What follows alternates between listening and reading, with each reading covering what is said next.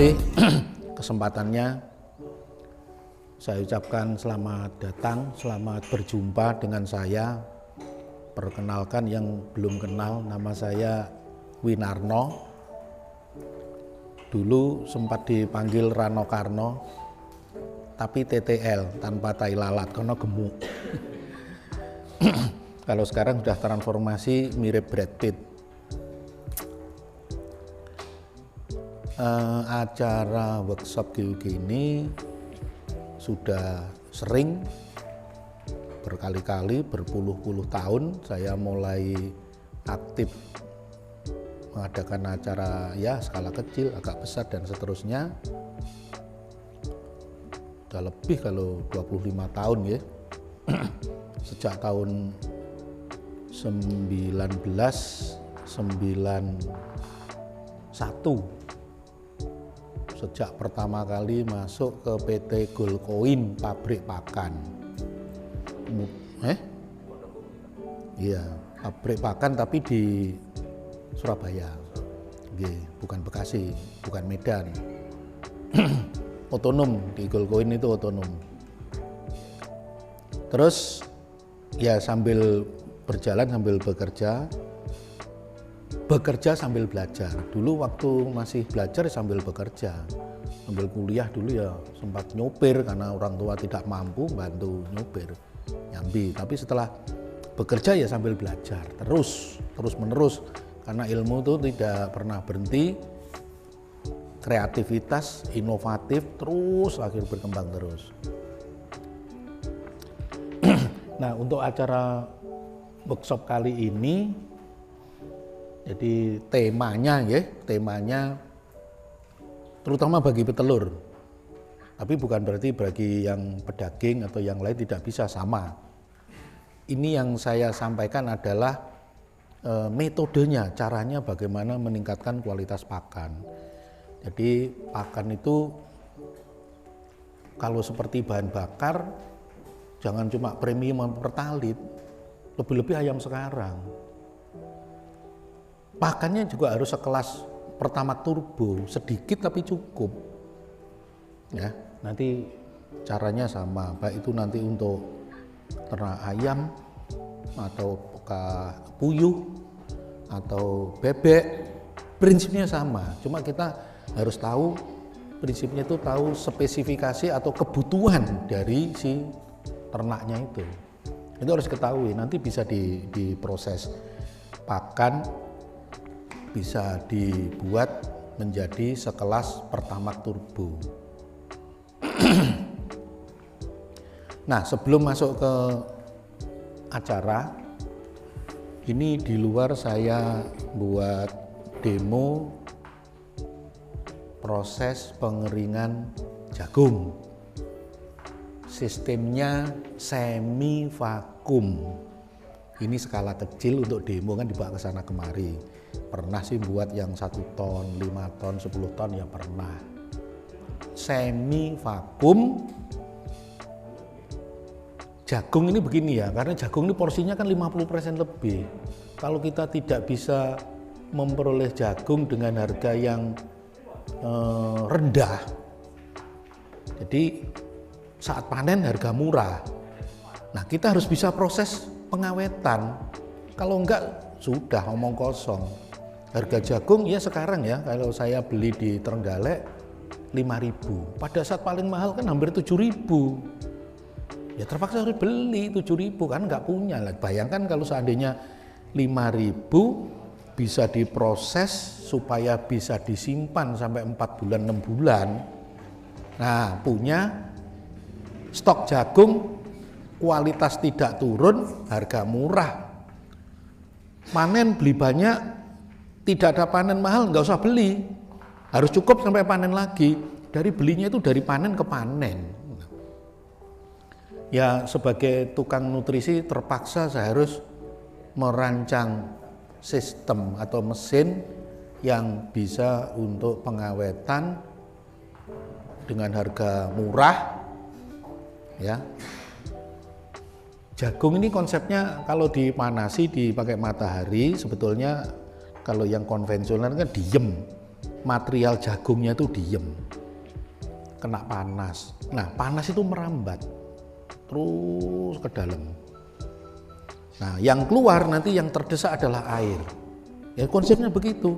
Sedangkan di tempat penjemuran dibolak-balik, ada alat atau pakai kaki itu kan hanya membalik yang sudah kena panas dibalik, yang belum kena biar di atas. Tujuannya kan hanya itu. Nah, ini justru sama sekali tidak usah dibolak-balik. Kalau dibolak-balik itu seperti goreng tempe, goreng tahu, kalau nggak dibalik ya gosong. Nah, kalau ini tidak gitu loh. Nanti kita buktikan. Jadi sebelum masuk ke materi, justru porsi jagung ini yang lebih dari 50%, kalau di broiler sampai 60%, Pak. Formula 55, 56 sampai 60% kalau di ayam berdaging. Kalau saya waktu di breeding ayam di Gorontalo sama, tak pakai 60%. Di Banjarmasin, Kalsel, peternak itu hanya menggunakan 2 komponen saja. Jagung 62,5%, konsentrat 37,5%. Nah, ini juga nggak benar, melewati batas maksimum. Jagung batas maksimumnya 60. Jadi beberapa peternak saya sampaikan, jangan 62. Kendalanya memang di Banjarmasin nggak ada katul bagus. Nggak ada istilah katul super, katul separator, tidak ada, itu kendala. Ya apa boleh buat, impor lah dari Jawa Timur, impor dari Sulawesi, katul yang bagus. Nah, beberapa peternak memang akhirnya ya bisa terima. Toh bagaimanapun juga katul lebih murah dibanding jagung. Kadangkala pernah satu saat kalau tidak salah tahun 2010 atau berapa ini, harga katul lebih mahal dari jagung, pernah. Tapi itu hanya sekali dalam sejarah. Sejak zaman Fir'aun dulu, katul lebih murah. Sekarang ini katul berapa di sini? Yang Mas Amir? Katul super, jagung? 44. Nah, bukan masalah harga saja, katul itu ada nutrisi, isinya diperlukan oleh ayam. Ada asam amino triptofan, ada provitamin B. Loh, zaman saya dulu kecil ikut nenek di Blitar, dibikinkan jenang katul. Kalau dulu kan pakai pakai alu gitu ya. Dibikinkan jenang katul anti beri-beri. Itu vitamin B. Asam aminonya triptofan, provitamin B. Kalau katul yang super itu energinya tinggi, 2600. Kalau yang dedak untuk sapi rendah, 1600, 1800. Ya, kalau untuk ayam tidak bisa, harus katul, mau tidak mau harus katul. Bedanya ya, kalau dedak itu yang menempel di kulit, sekam. Kalau katul itu yang menempel di beras. Maka itu yang disebut katul super atau separator, tidak ada campuran sekam, pecahan sekam, tidak ada. Karena ini, nah mesin pabrik beras itu yang canggih memisahkan sekam, ya dalam bahasa Indonesia sekam itu bisa 30-40%, ini dedak 14-15%. Katul super itu hanya 3-4% dari padi yang akan digiling 100 kilo, ketemu katul itu hanya 3-4%. Ya, makanya mahal harganya. 3.000 tadi berapa? 3.000. Nah, ini murah-murahnya. Pada saat mahal kan bisa 4.000 lebih. Lah iya. Ya. Nah, ini kembali lagi ke jagung. Jadi konsep pengeringannya dengan cara semi vakum, tidak usah dibolak-balik. Terus kecepatannya bisa 2 sampai 2,3% tiap jam. Kalau yang mesin yang bergerak itu vertikal itu, jagungnya kan naik pakai elevator kayak ciduk gitu, kayak cintung gitu ya, naik. Kemudian turun siksak. Lah kan bergerak terus jagungnya, ngumpul di bawah, dorong samping, naik lagi lah, bergerak terus. Nah barang mau dipanasi kok bergerak terus, lari-lari.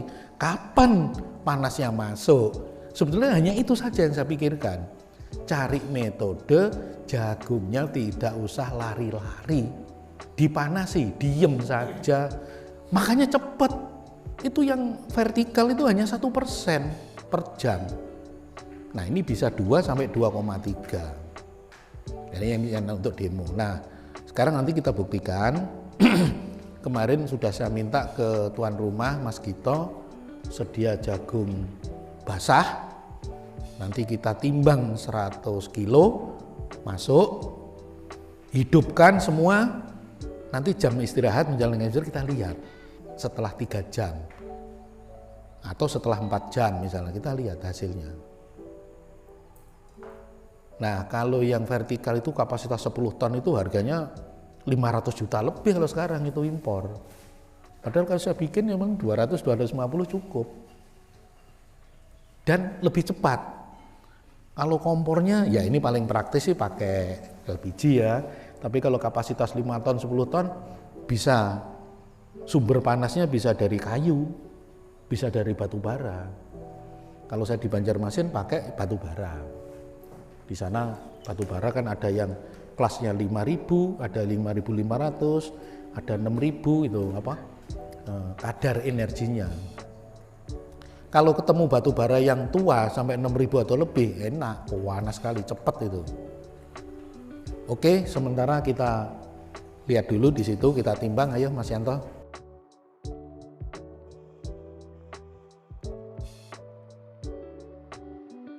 Ngapain ayam mesti makan 120, 125, kalau 110 cukup. Nah itu, konsepnya sebenarnya itu Pak, low cost farming.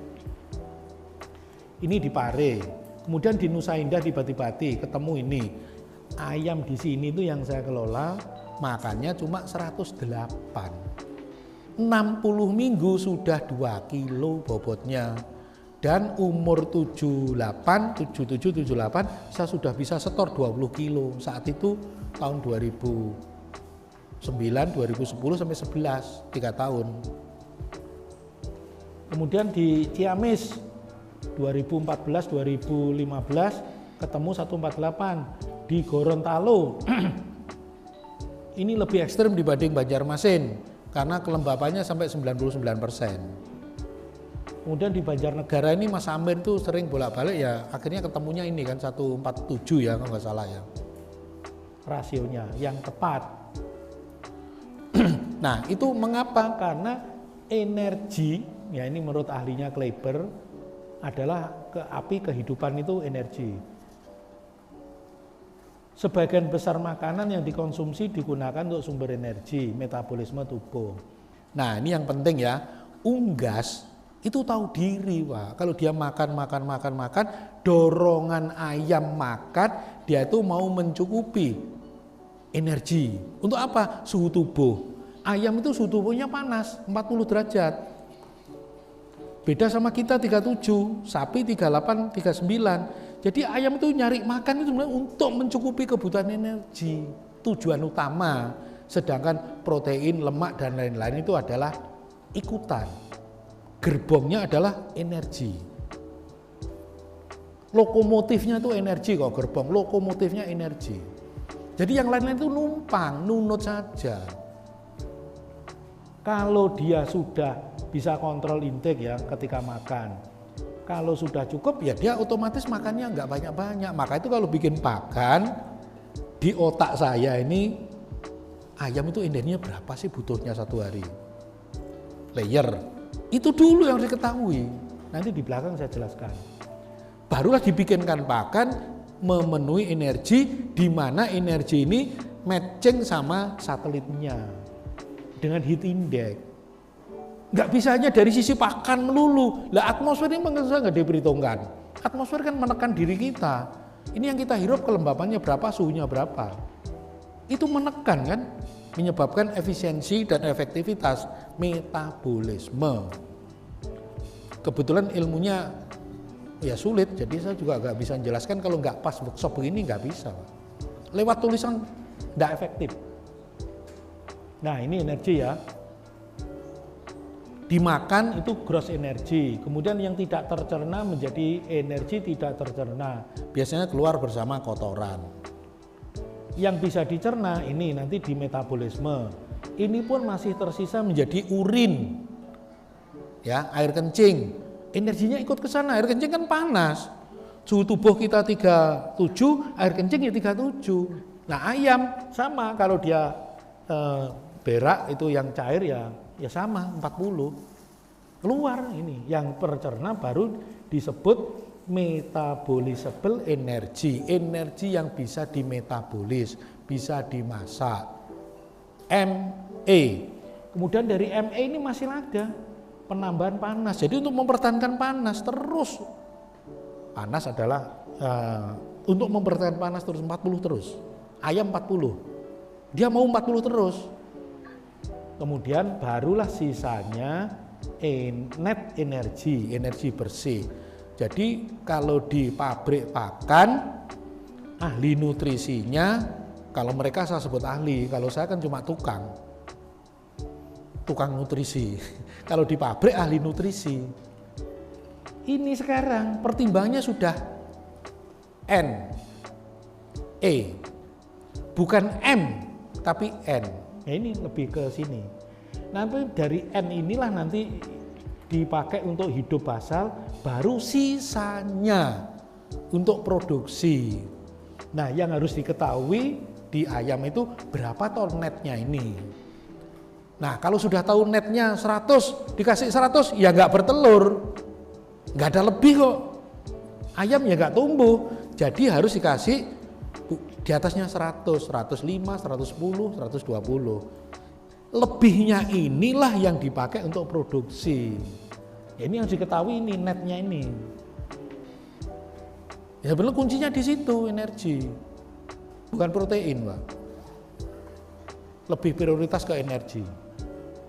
Nah, sebaliknya di ilmu nutrisi itu tidak persis seperti matematika. Pak, ini panas, berarti pakan kandungan energi dikurangi dong, Pak. Nah, itu yang terbalik. Justru kita pelihara di daerah panas, kadar energi di pakan harus ditambah. Ini hukum paradok. Kalau dipelihara di daerah dingin, ayam memang membutuhkan energi untuk memanaskan tubuh supaya normal 40. Nah, ini biaya menaikkan suhu lebih mudah, lebih efisien dibanding menurunkan suhu. Umpama kembali lagi ya kayak di Banjarmasin atau di Gorontalo, panas. Berarti ayam kan harus menurunkan suhu tubuh. Nah, ini menurunkan suhu tubuh itu lebih sulit. Energi cost-nya lebih mahal dibanding dipelihara daerah dingin. Di Baturaden, di Bandungan, daerahnya dingin sehingga ayam perlu menaikkan suhu tubuh. Biaya ini lebih mudah, lebih murah. Terjadi paradok. Nah, itu yang sering nggak dibahas. Padahal terbalik, yang betul terbalik. Makanya kalau saya tidak bisa memberikan resep atau rumus formula sebelum mengetahui heat index. Pak, ini di daerah saya di Purwokerto, di Aji Barang misalnya, atau Banyumas Aji Barang. Formulanya seperti apa, Pak? Ya, enggak tahu. Enggak ada data heat index kok. Nah, kalau saya didukung oleh data heat index, Pak, ini sudah saya ukur, Pak, selama 14 hari, tanggal sekian sampai sekian, 4 titik waktu tadi di rata-rata. Nah, kalau ada data dan fakta itu baru nanti saya bisa rekomendasi dengan heat index sekian, ini rekomendasi awal. Tidak mungkin 1 kali tepat, tidak mungkin. Biasanya 2 kali, 3 kali baru bisa pas. Jadi nanti kalau di 1 titik bisa ketemu matchingnya tadi, parasit satelitnya di situ, ya parabolanya masa ke sana. Ya mesti didekatkan, terus dicari sekali, 2 kali, paling lambat 3 kali harus ketemu matchingnya. Kalau sudah ketemu, nanti terjadi perubahan formula itu hanya 2 kali. Formula untuk musim kemarau, formula untuk musim hujan, tapi berlaku di titik itu. Di Aji Barang, di sini Purwokerto, di sini titik sini. Cocok sudah, karena tadi sudah dicari-cari, udah pas. Kalau ini dibawa ke Solo 3, belum tentu. Belum tentu, ya harus dicari di sana. Satelitnya di mana? Mencari satelitnya itu loh, heat index. Nah, kita parabola, dicari, dipaskan. Kalau bisa pas, pasti efisien. Energi ini contoh ya, penelitian. Ini energinya 2890, proteinnya 21. Lihat sisa proteinnya sekian, butuhkan protein. Sekarang dinaikkan dari 29 ke 32. Nah, ini naik dari 19 ke 21. Imbangannya protein. Nah, begitu. Nah, ini saya ambil di buku ini ya. Ini yang sudah umur 24 atau 25, bobot badannya harus 1950 sampai 2000, energinya 316 sampai 330. Fit index-nya 115 120. Ini standar di buku. Strain Isabron. Ini tak perbesar saja. Nah, yang terpenting begini caranya ngatur ya. Kalau ini ngikuti standar pabrik tadi, fit intake-nya kan 115, tetapi formula dasarnya harus di bawahnya 110 supaya tidak kekurangan. Kalau fit intake-nya di sini tadi harus 115 ya. Ini kita bikin formula pakannya bukan di 115, di 110 di bawahnya.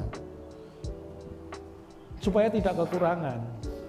Nah, ini ya harus diketahui, tadi kan 115 fit intake yang disarankan.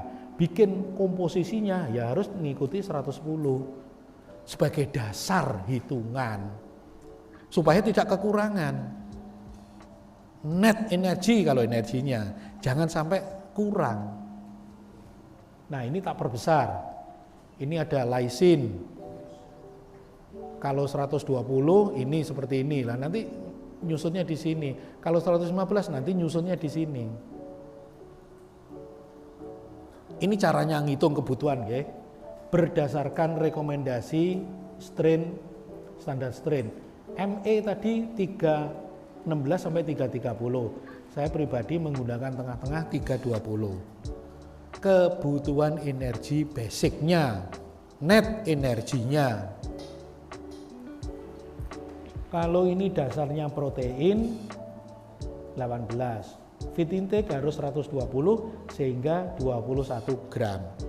Jadi pakan ayam itu supaya bisa bertelur mencapai standar saja, enggak bicara di atas standar, harus 21 gram minimum proteinnya yang bisa masuk ke dalam tubuh. Ini kalau dianalisa tadi kan ini ya. Karena makannya 120. Jadi kalau berdasarkan pakan konvensional ngitungnya fit intake energinya 320. 1000 dibagi ini ketemu sekian gram.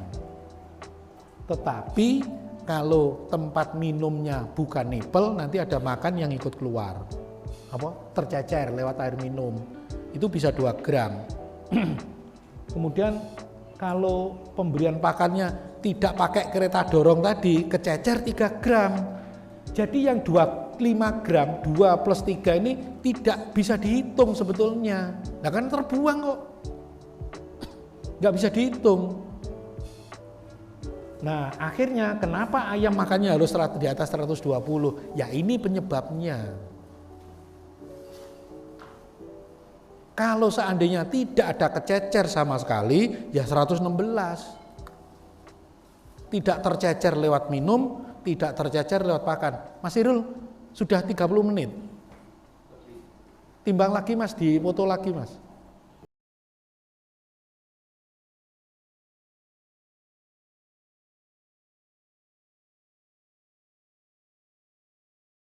Dan 21 gram ini ini hanya dicoba dihitung terbalik ya. Dihitung terbalik 21 makannya 100, proteinnya 18, jadi makan 116. Ya sama.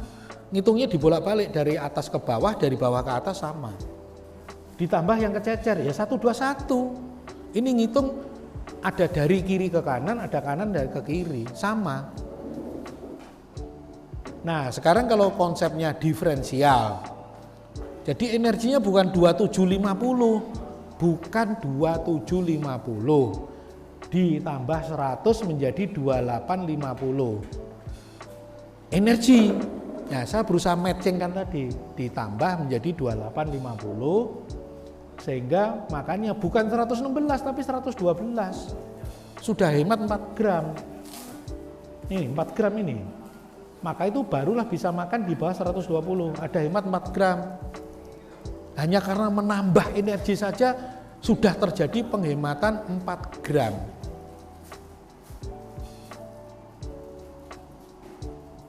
Berdasarkan protein, tadi proteinnya 18, ini kalau diferensial saya buat proteinnya 19,2, makannya 114 saja,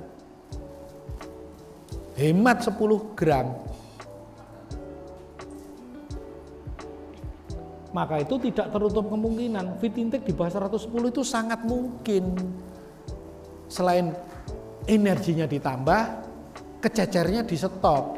Jangan kececer lewat minum, jangan kececer lewat distribusi pakan, human error. Hemat 5 gram, maka itu feed intake di bawah 110 itu bukan tidak mungkin, sangat mungkin. Ya itu kuncinya, energi ditambah, kececernya dinolkan, tidak lewat minum, tanpa kececer lewat minum, tanpa kececer lewat pakan. Belum sempat ganti, tapi ada alatnya, itu yang penting ada, diukur. Termasuk untuk DOC yang baru datang itu 40.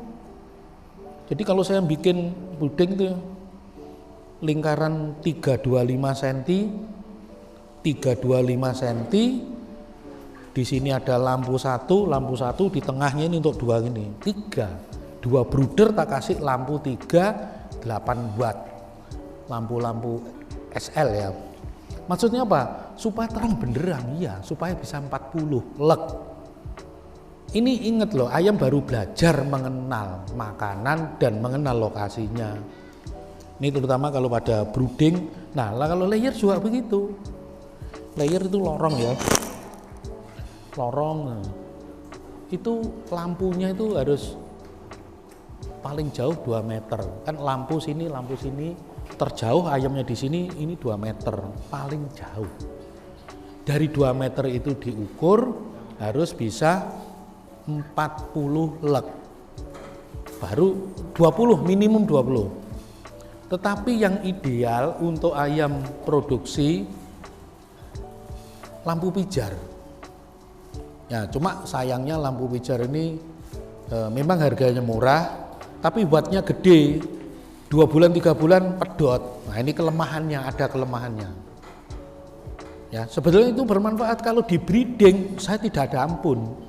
Nggak mau saya pakai ini putih-putih ini, nggak mau. Ya sudah, kalau di breeding begitu. Karena apa? Cahaya lampu pijar itu sama dengan sifat cahaya dari matahari. Ada infrarednya. Infrared.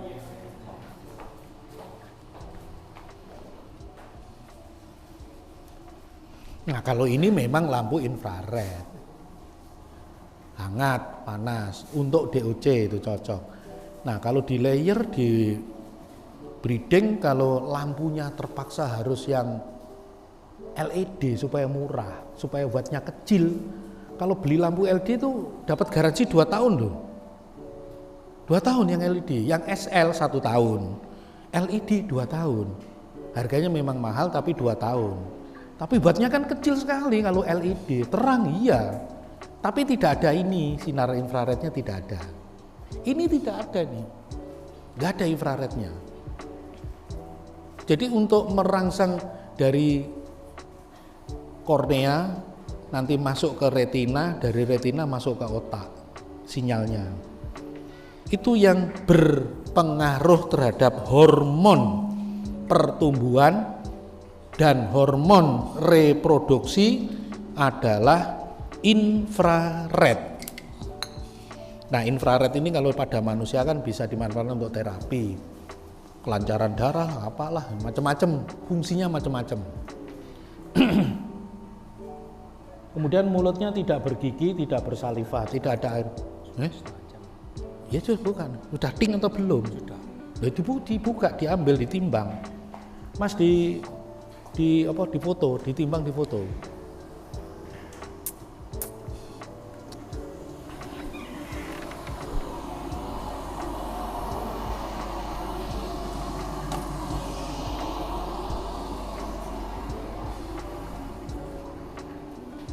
Ditimbang, setelah ditimbang dicatat atau difoto, terus dimasukkan lagi setengah jam lagi.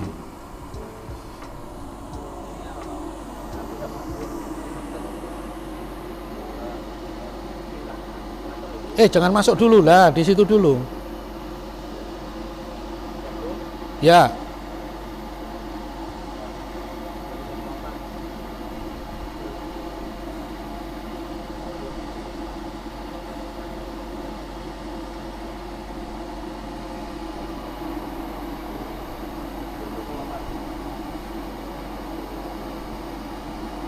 Yes, masukkan lagi.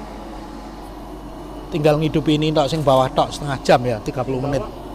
Sing bawah tok 30 menit.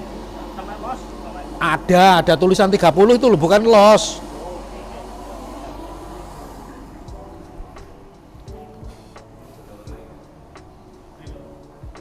Mulutnya tidak bergigi, tidak bersaliva. Jadi air liurnya bukan di sini tapi di tembolok. Mulai keluar air liurnya di tembolok, kelenjar air liurnya. Berbiak melalui bertelur.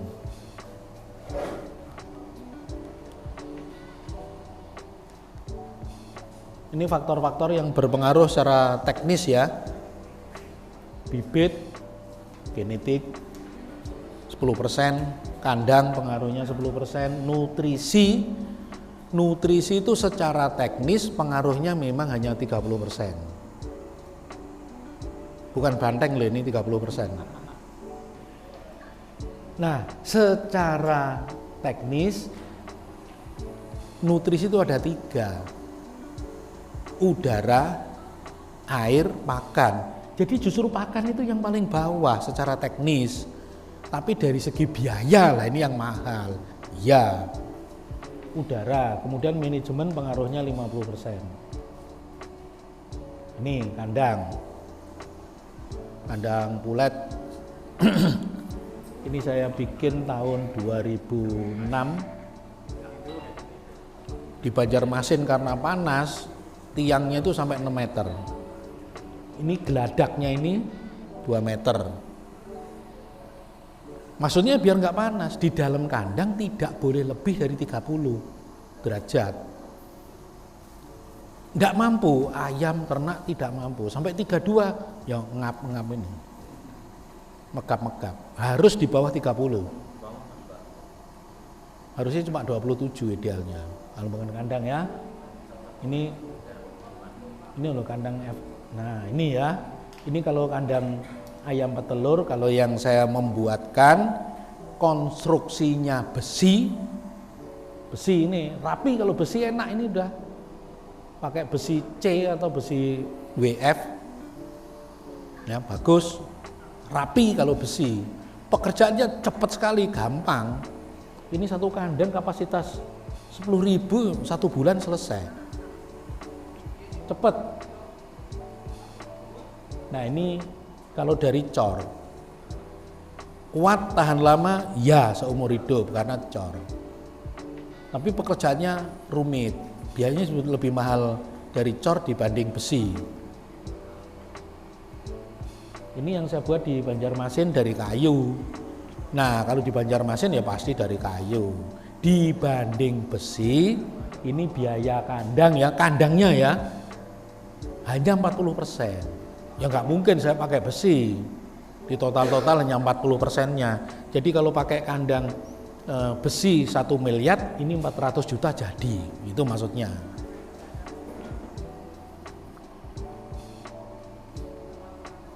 Panjang ini di Banjarmasin ini panjangnya sampai 120, bisa muat 12.000 dua orang, jadi satu orang 6.000. Seandainya tanahnya cukup, dibikin sampai 140, isinya 14.000 dua orang, satu orang 7.000. Jadi dengan cara begini, saya sebagai pimpinan yang ngatur, termasuk ngatur ke cash flow-nya perusahaan, kalau kasih upah atau gaji kepada karyawan tidak kurang dari UMP setempat, bahkan bisa lebih 25% atau bahkan 50%, sehingga yang kerja nggak tengok-tengok cari kesana kemari, nggak ada rewel bantah, nggak ada. Dia mau cari kerja di mana? UMP plusnya 1 atau 2. Nah, begitulah salah satu cara supaya orang yang kerja itu awet. Ya duitnya harus cukup gitu lah. Ini pemberian pakan dengan cara koper, kereta, gantung, dorong. Tidak ada kececer dan rata. Tidak ada maintenance, nggak ada mesin, nggak ada, tinggal dorong aja kok ini. Nah, cuma ada orang yang sekedar gini, dia ya tak tunjukin. Akhirnya apa? Setelah jadi bentuknya begini, kok nggak bisa keluar, Pak? Pakan yang mesh, soalnya pakan layer kan bukan crumble, mesh ya, nggak keluar. Ya kamu nggak ngerti caranya, nggak mau manggil kan? Dikiranya hanya ATM, amati, tiru, modifikasi. Harusnya ATJ, amati, tiru, jiplak, plek. Dan jiplak plek ya panggil ini tuh perancangnya, jiplak plek itu ATJ. Kalau ATM belum tentu karena tidak tahu trik-triknya. Jadi ini kalau saya bikin itu di sini di relnya itu ada polisi tidur, vibrator. Nah kalau yang mesh tidak pakai vibrator, ya seperti orang berebut masuk pintu stadion, jubel nggak keluar. Nah kalau di vibrator getar, deret keluar. Jarak berapa meter, deret keluar gitu. Ya kan sekedar begini, buat jiplak-jiplakan nggak apa-apa. Bisa Pak minta fotonya, bisa. Pengurusan begini aja ini kan barang sederhana toh. Nah terus lagi belum pengaturannya ini di klepnya itu kan ada klepnya. Jadi dengan klep itu diatur kalau keluarnya 2 cm 2 cm terus. Nah itu dengan pemberian pakan 1 kali nanti didorongnya untuk perataan. Nah ada yang kasih istilah anak buah saya kasih kumis. Jadi dalam kondisi ini kosong, sekedar lewat saja, rata itu makanan. Jadi perataan itu 2 jam, jam 7 perataan, jam 9 perataan, nanti jam 12 perataan, dorong kosong. Yang diisi nanti jam 3 itu baru ada isinya. Ini di Jombang mintanya genteng atapnya. Bisa Pak, dingin iya, tetapi biaya konstruksinya mahal. Nah kalau mau biaya ya gak apa-apa, kan saya itu kan hanya bikinkan rancangnya, nanti yang pelaksananya ya tukang, anggota tim saya. Yang penting mau biaya ya gak apa-apa.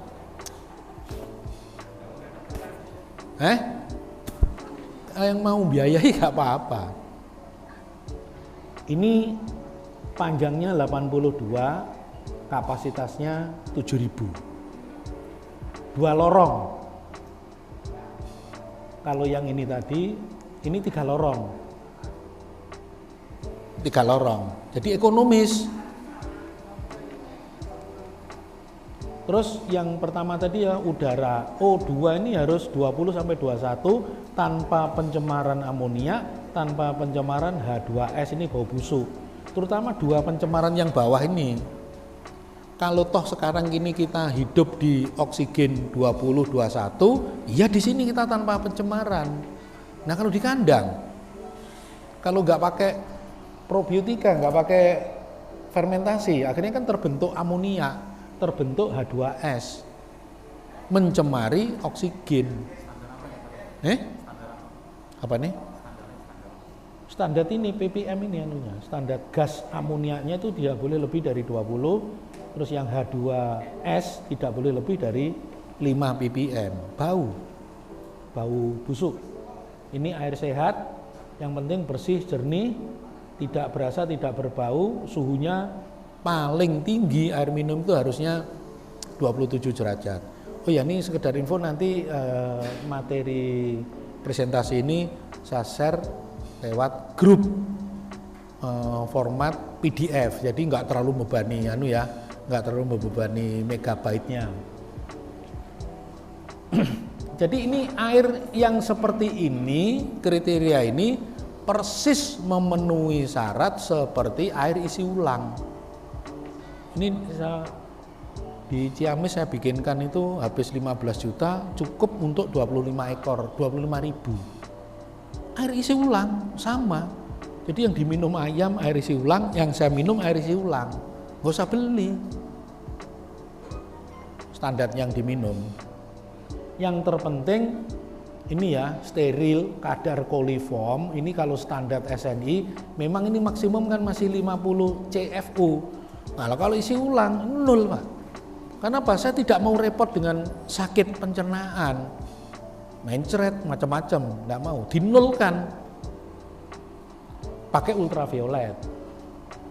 Nah sekarang masuk ke pakan. Pakan ini konsepnya konvensional, itu pakan seperti yang dibuat pabrikan. Pabrikan manapun, merek apapun, saya tidak menyebutkan 1-2 merek, pabrik. Ada Pokpan, ada Starfit, ada Comfit, ada Cargill, Golkowin, macam-macam. Itu kelasnya di sini Pak, konvensional. Ya begitu-begitu saja. Nggak ada kreativitasnya. Ya setara sama premium saja. Kalau bahan bakar paling tinggi Pertalite lah. Bukan berarti di pabrik itu tidak bisa bikin yang Pertamax plus, bisa. Yang beli yang tidak sanggup. Bikin pakan baik itu mudah Pak. Sekelas Pertamax plus misalnya bisa, pabrik. Di dalam itu nutrisisnya juga sekolahnya tinggi. Paling tidak sarjana S1, banyak yang S3. Kalau saya kan S-teler. Nah, yang kedua, pakan alternatif. Terpaksa mengeluarkan jurus alternatif konsentrat dari zaman dulu 20-30 tahun yang lalu. Peternak tahu persis, sadar bahwa protein itu mahal. Ya, dari dulu, sampai sekarang. BKK sekarang kan di atas 10.000. Kecuali yang beli banyak bisa 9.000 sekian. Mahal. Itu kan sumber protein.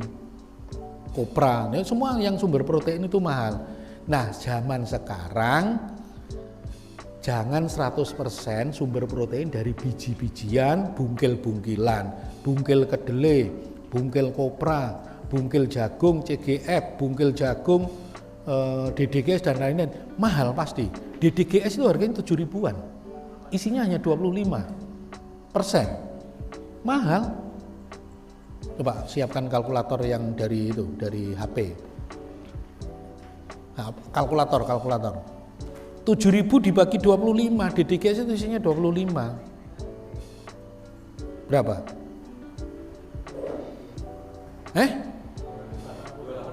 280. BKK 10.000 isinya 46. Lebih murah. Yang tadi berapa? 280. Ini yang apa tadi? Bukan, ini yang anu tadi. DDGS yang BKK 2. Nah, faktanya isi. Jadi kalau saya beli barang Sekarang saya tanya terutama yang laki-laki, beli kutang apa beli isinya? Aku milih beli isi. Ini loh isi itu kurut protein ini loh, isi. Polar sekarang, polar berapa harganya? 4.000, 4.400. Polar berapa? 4.400. Isinya cuma 14, 15. 4.400 dibagi 14 berapa? 4.400 dibagi 14. Berapa? Berapa?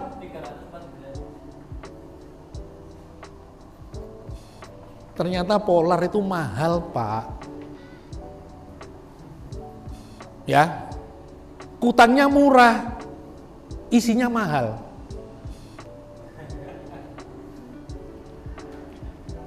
Katul, tadi kata Mas Amir berapa? 3.000. Isinya 12.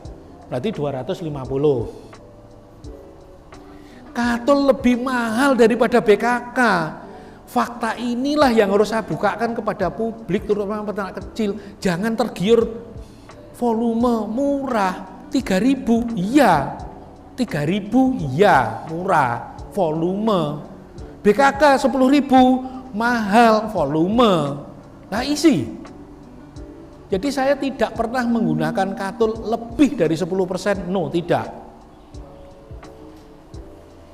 Jadi kalau dalam formula pakan, nanti di belakang saya tunjukkan, tidak pernah saya menggunakan 10% pun jarang. 6, 7, 8. Lah saya tahu harganya mahal kok.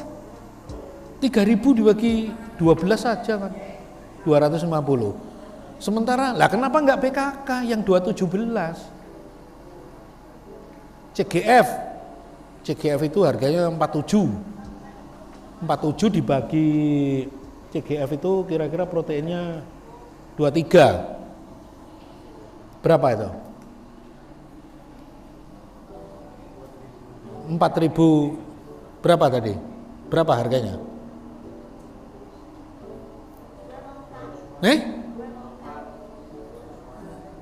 204. Lebih murah CGF. Nah, fakta seperti ini harus dibuka, Pak. Jadi peternak supaya jangan keliru. Maka itu saya bilang, Pak ya, kalau yang konvensional ini, kalau tidak percaya labelnya pabrik lah. Kalau ada labelnya, mesti dianjurkan konsentrat 35, jagung 50, katul 15. Ya ini hasilnya premium. Mesin zaman sekarang, mesin baru-baru, gak doyan Pak premium. Mesti tuntutannya Pertamax Plus RON 95 atau Pertamax Turbo RON 98. Mesin-mesin sepeda motor, mesin yang canggih, Matic wes. Gak doyan Pak, sepeda motor saya tuh minumnya tuh yang plus atau yang turbo. Gak pernah saya isi Pertalite aja, saya gak mau, gak doyan. Mesinnya tuh nolak. Pak, mbok isi Pertalite toh Pak? Nolak. Nolaknya apa? Berebet gitu. Jadi mesin sepeda motor saya Matic, tak isi paling apes itu yang RON 95. Ada turbo saya beli turbo Pak. Bukannya saya tidak doyan subsidi, ya saya nggak usah subsidi lah. Mesin ini loh saya perhatikan supaya saya nggak kerewelan. Nah ayam kalau masih ngikuti yang konvensional 35, 50, 15. Lah yang 15 itu loh mahal. Makannya kalau nggak 120, 125 nggak ngendok, tidak bertelur. Broiler ya nggak akan tumbuh begini karena apa? Premium. Sekelas premium kalau bahan bakar konvensional. Nah, kalau alternatif ini tujuannya kalau bisa tetap setara Pertamax Plus atau Turbo, tetapi harga harus lebih murah, bisa 5 sampai 20%. Kemudian diferensial ini harus mutlak, itu harus tetap standarnya harus Pertamax Turbo, Pak. Makanya sedikit pengalaman saya di Banjarmasin ini sama Mas Yanto ini ayam makannya 108, ayam petelur. 60 minggu sudah 2 kilo.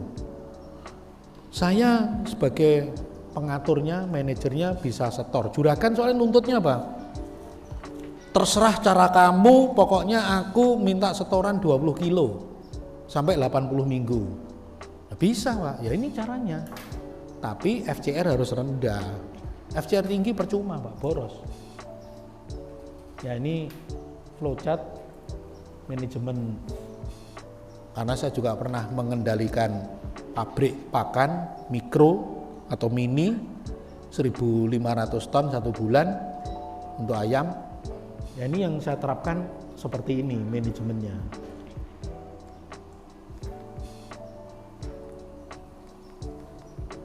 Ya sekarang pakan yang penting adalah pembentuknya. Pembentuk harga pakan pertama jelas dari bahan baku. Ya ini ya. Kalau bahan bakunya mahal, mana bisa pakan jadinya murah? Nggak ada ceritanya bahan bakunya mahal, pakan jadinya lebih murah. Nggak ada itu. Bahan bakunya mahal, pakan jadinya ya pasti mahal. Ya pembentuk ini, belum lagi susutnya nanti. Susut itu kaitannya sama kadar air. Maaf ya, ini yang dedak tadi, sayangnya nggak kering. Belum kering kebanyakan nih tadi. Ini yang baik tadi. Nah ini 5%. Ini kelasnya untuk ayam. Kalau yang ini tadi kelasnya untuk ternak ruminansia. Karena kebanyakan aja keringnya lambat. Ini yang sudah difermentasi. Ini dedak difermentasi.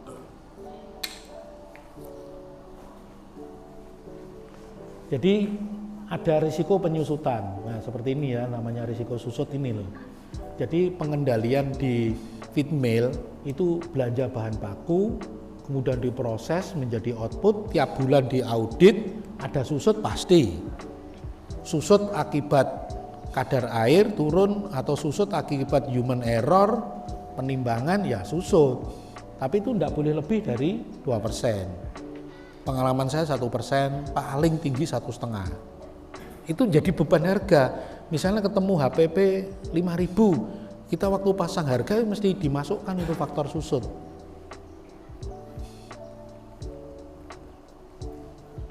Kemudian biaya produksi, terus spesifikasi pakan. Ini yang harga bahan baku, ini pengalaman pabrik dimanapun bahan baku itu bisa 82, 83, 85 dari hasil jualan untuk bayar bahan baku berapa persen? Nah ini plus minus 85. Biaya produksi kalau pabrik besar-besar itu pasti di atas 10, bisa 12 sampai 15. Kalau seleb missing harus 10 ke bawah. Kan nggak bayari manajer, nggak bayari pemasaran, TSTS nggak usah.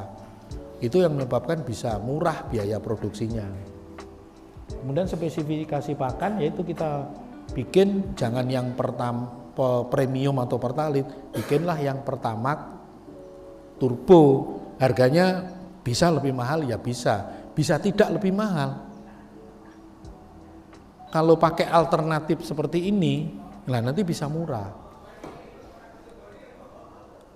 Dari ketiganya ini akan terbentuk harga pakan.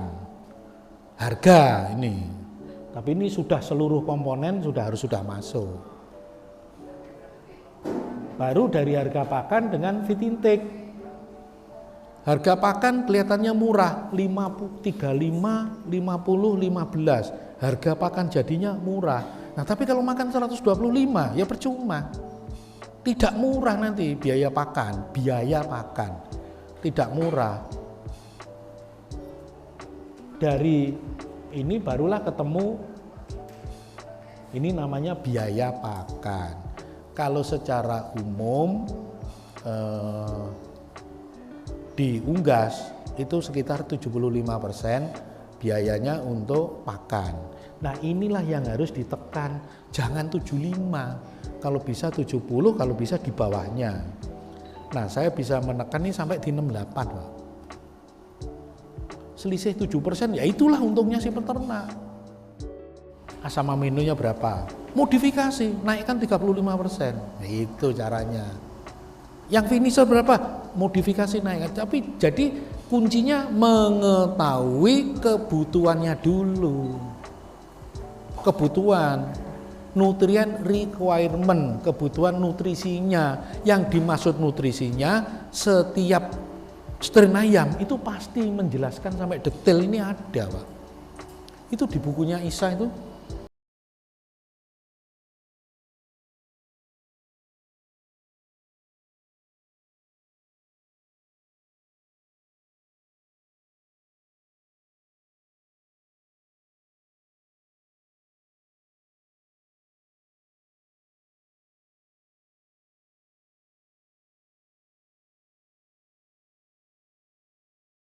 Ya seperti ini, tabel-tabel seperti ini.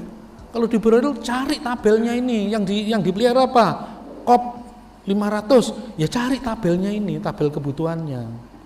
Bebek ya cari, puyuh ya cari. Nanti kalau sudah ketemu, baru formulanya ininya di-matchingkan sama heat index setempat. Di tiap-tiap strain itu ada Mas ini. Nutrient requirement.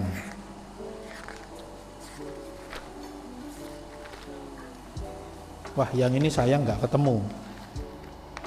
Tapi tabel-tabel seperti ini kita gunakan. Ada itu di buku satunya ada itu. Ya dari tabel ini tadi loh, kembali ke tabel ini tadi. Nah ini tabelnya seperti ini. Mas Irul, ting itu. Ini loh, cari tabel seperti ini. Di ayam apa saja. Puyuh ada, bebek ada, bebek Peking, bebek hibrida, Campbell, macam-macam. Ayam ya sama, mau ayam Strenisa, Lohman, Highsec, Novogen, macam-macam. Pasti ada tabel seperti ini. Nah, tapi ini jangan ditelan mentah. Ini premium. Bukan Pertamax Plus, bukan Pertamax Turbo. Kalau mau dirubah menjadi plus, mau dirubah menjadi turbo, ya harus di-upgrade. Tapi patokan rasionya kita ikuti, rasionya. Ini rasionya. Yang ini tadi, ini rasionya, rasio yang dia bikin premium. Kemudian saya bikin rasio yang baru, Pertamax Turbo. Ya sebetulnya permainan kartunya di situ saja Pak, nutrisi. Tapi dengan catatan harus matching dengan heat index setempat. Maka itu kalau bikin kemitraan jangan jauh-jauh.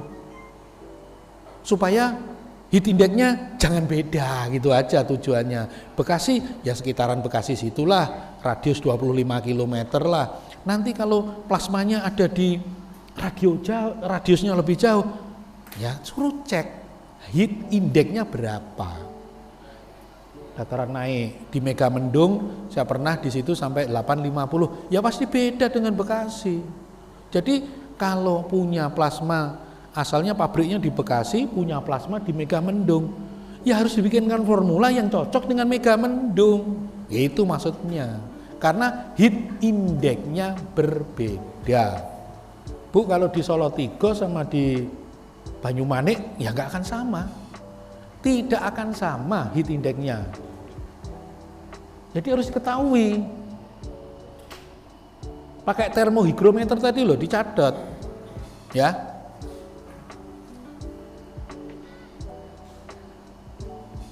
Feed index sedikit tapi cukup. Nah, ini kuncinya ya. Pengalaman saya bikin rumus globalnya yang hewani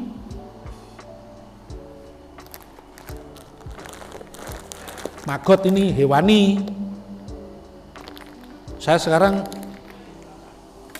memang menggalakkan, menyarankan supaya peternak terutama yang skala kecil ya harus maulah repot-repot. Kemarin sebetulnya saya mau berangkat itu ada pembudidaya maggot yang mau ikut, nggak tahu nggak konfirmasi lagi, nggak jadi ikut.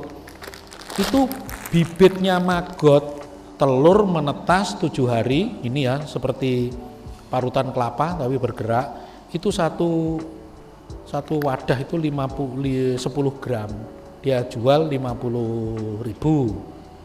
Itu untuk 50 ekor. Jadi layer itu yang 50 ekor, kotorannya diambil dulu, kotoran yang lama diambil dulu, tunggu kotoran baru 2 hari, 3 hari, plok 2 hari. Itu kotoran kan pasti belum kering ya.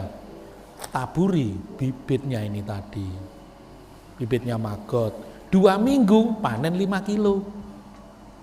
Dari 10 gram jadi 5 kilo. Hebat ini. Ini proteinnya 40. Di atasnya konsentrat. Hewani.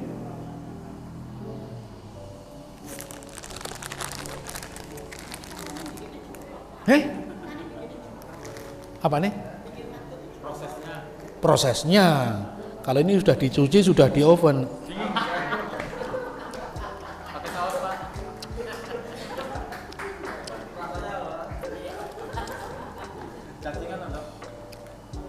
Sudah steril ini, sudah di oven kok kering-kering. Bu Lili katanya kepengen iki. Mau ngincipin. Campur mie ayam. Lanting.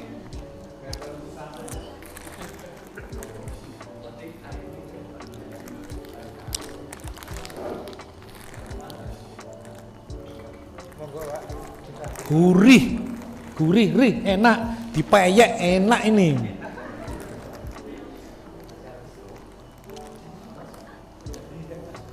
Diam-diam sampean kepengin kelihatannya. Hah? Mau ngicipi nih. Taruh sini ya.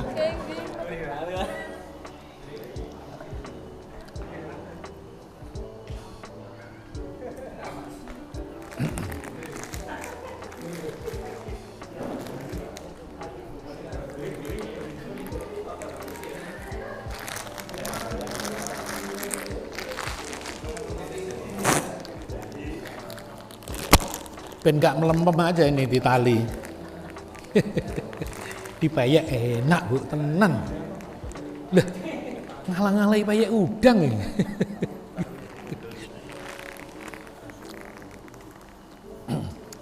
Jadi begitu sederhananya ya. Kalau bisa bibit sendiri, itu nanti dari 10 gram dari telur mentas 10 gram ditabur di bawah 50 ekor ayam, tapi yang kotoran yang lama diambil dulu, kan udah kering itu.